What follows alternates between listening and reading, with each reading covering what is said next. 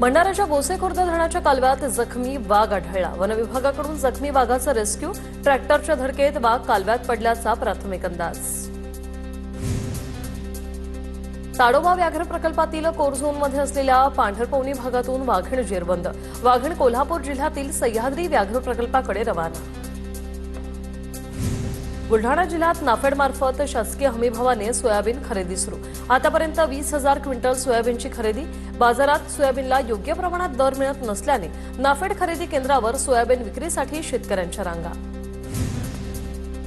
दिवाळी अधिवेशनाच्या पहिल्याच दिवशी 75,000 कोटींच्या पुरवणी मागण्या सादर। यामध्ये नुकसानग्रस्त शेतकऱ्यांना आणि आपत्ती प्रतिसाद निधीसाठी 15,648 कोटी रुपयांची तरतूद। राज्यातील कृषी पंप, यंत्रमाग आणि वस्त्रोद्योग ग्राहकांना विद्युत प्रशुल्कामध्ये सवलत म्हणून 9,250 कोटींची तरतूद। वैद्यनाथचा ओंकार साखर कारखाना झाल्यानंतर शेतकऱ्यांच्या उसाला प्रतिटन 3,050 रुपये दर देणार। पहिला हप्ता 2,950 रुपये प्रति मेट्रिक टन दरानं शेतकऱ्यांना मिळणार, तर दुसरा हप्ता 100 रुपये प्रति मेट्रिक टन दर देण्याचा निर्णय। नाशिकच्या इगतपुरी शेतकरी तहसील प्रशासनाच्या हलगर्जीपणामुळे अडचणीत। फार्मर आयडी न मिळाल्याने पीक विमा आणि नुकसान भरपाईपासून शेतकरी वंचित। ऊस दर निश्चित करा, अन्यथा कारखान्यासमोर कोयता बंद आंदोलन करणार। ऊस उत्पादक संघर्ष समितीकडून गंगाखेडच्या G7 कारखान्याला निवेदन। रत्नागिरीत थंडीचा जोर ओसरल्यानं आंबा हंगाम संकटात। जिल्ह्यात अद्याप अनेक ठिकाणी आंब्याला मोहरच नाही। थंडी गायब झाल्याने आंबा बागायतदारांची चिंता वाढली। नांदेडमध्ये हळद पिकावर बुरशी आणि करप्या रोगाचा प्रादुर्भाव, शेतकरी चिंतेत। कृषी विभागाकडून मार्गदर्शन करण्याची मागणी। इंडिगोच्या कारभाराचा मावळमधील गुलाब शेतीला फटका। देशातील शेतकऱ्यांचं 10 कोटींचं नुकसान। देशांतर्गत होणारी फुलांची वाहतूक ठप्प। विधानभवनाच्या पायऱ्यांवर विरोधकांचं आंदोलन। शेतकऱ्यांच्या प्रश्नांबाबत विरोधक आक्रमक। कर्जमाफी करा, सोयाबीनला भाव द्या, विरोधकांची घोषणाबाजी। सोयाबीन खरेदीचे निकष कठोर केल्याने शेतकऱ्यांवर खासगी बाजारपेठेत विक्रीची वेळ। अधिवेशनात मुद्दा मांडत आमदार श्रीजया चव्हाणांकडून सोयाबीनच्या शासकीय खरेदीचे निकष शिथिल करण्याची मागणी। नागपूर विधानभवनावर चॉकलेट मोर्चा। मुख्यमंत्री युवा कार्य प्रशिक्षणार्थी सहाय्यक संघटनेचा चॉकलेट मोर्चा। 11 महिने प्रशिक्षण देऊन सरकारने वाऱ्यावर सोडल्याचा विद्यार्थ्यांचा आरोप। शिक्षकांना राज्य सरकारने टीईटी पासून संरक्षण देण्याच्या मागणीसाठी आंदोलन। राज्यभरातील शिक्षक संघटनांचं नागपूरमध्ये आंदोलन। राज्यात शिक्षकांच्या संपामुळे जवळपास 2,539 शाळा बंद होत्या। आता संपावर जाणाऱ्या शिक्षकांचा 1 दिवसांची वेतन कपात केली जाणार आहे। जवळपास 90,000 शिक्षक या आंदोलनात सहभागी झाले होते। जालन्याच्या भोकरदन तहसील कार्यालयासमोर शेतकऱ्यांचं ठिय्या आंदोलन। मंजूर घरकुलचा निधी देण्यासाठी अधिकारी पैसे मागत असल्याचा शेतकऱ्यांचा आरोप। मालेगाव गुजरात महामार्ग शेतकऱ्यांनी रोखला। वीज वितरण कंपनीच्या अनियमित आणि दुर्लक्षयुक्त कारभाराविरोधात शेतकरी संतप्त। कांदा आणि डाळिंब उत्पादक शेतकऱ्यांना वेळेवर वीज मिळत नसल्यानं शेतकरी संकटात। वर्ध्यात महाराष्ट्र राज्य ग्रंथालय संघाच्या वतीने पदयात्रेचं आयोजन। पदयात्रेच्या माध्यमातून ग्रंथालय आणि कर्मचाऱ्यांच्या मागण्यांकडे लक्ष वेधण्याचा प्रयत्न। पदयात्रेत ग्रंथालय चळवळीतील कार्यकर्ते, नागरिक सहभागी। नंदुरबारच्या सारंगखेड्यात घोडा आणि बुलेटची शर्यतीत घोड्याची बाजी शर्यतीत मध्य प्रदेशच्या महेश्वर येथील यादव स्टड फार्मची राणी घोडी पहिली।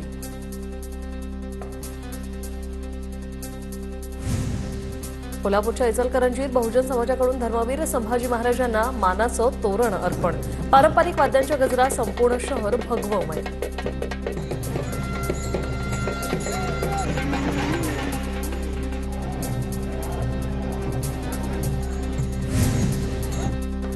नाशिकच्या नेताळेतील ग्रामस्थ आणि श्री मतोबा महाराजांचे भाविक आक्रमक। नाशिक छत्रपती संभाजीनगर राज्यमार्गावर रास्ता रोको आंदोलन। श्री मतोबा महाराज यांच्या चांदीच्या 3 किलोच्या 2 मूर्त्या व दानपेटीतील रोख रक्कम चोरी प्रकरणी रास्ता रोको। तपोवन परिसरात वृक्ष वाचवण्यासाठी आंदोलन। नाशिक रोडच्या भजनी मंडळाच्या महिलांचा आंदोलनात सहभाग। भजनी मंडळातील महिलांनी प्रात्यक्षिकं सादर केली। हिंगोली शहरातील सांडपाण्याविरोधात स्थानिकांचं आंदोलन। शांताईनगर आणि महालक्ष्मी नगर परिसरात रस्त्यावरील सांडपाण्यामुळे आरोग्य धोक्यात। सांडपाण्याची योग्य विल्हेवाट न लावल्यास तीव्र आंदोलन करून स्थानिकांचा इशारा।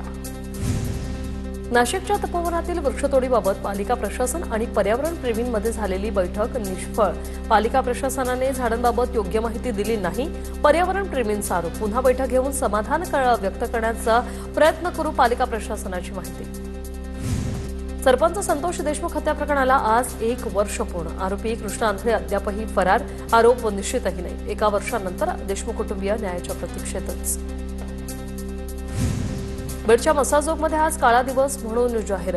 सरपंच संतोष देशमुखांच्या हत्येला वर्ष पूर्ण. मसाजोगमध्ये आज संध्याकाळी 7 वाजता कॅन्डल मार्च निघणार.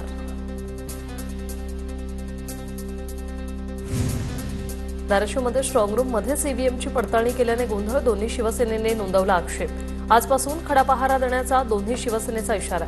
स्ट्रॉंग रूम मधील संपूर्ण सीसीटीव्ही फुटेज द्या, कार्यकर्त्यांची मागणी.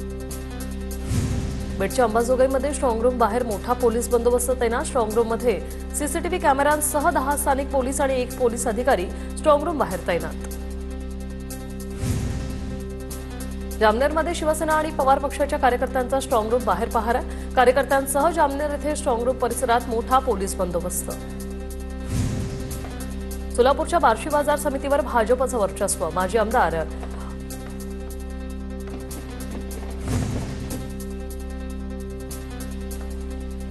सांगली महापालिकेसाठी राष्ट्रवादी महायुती सोबत लढणार, तर पालिकेसाठी अजित पवारांच्या राष्ट्रवादीकडून 30 जागांची मागणी. राष्ट्रवादी अजित पवार पक्षाचे शहर जिल्हाध्यक्ष पद्माकर जगदाळेंचं स्पष्टीकरण.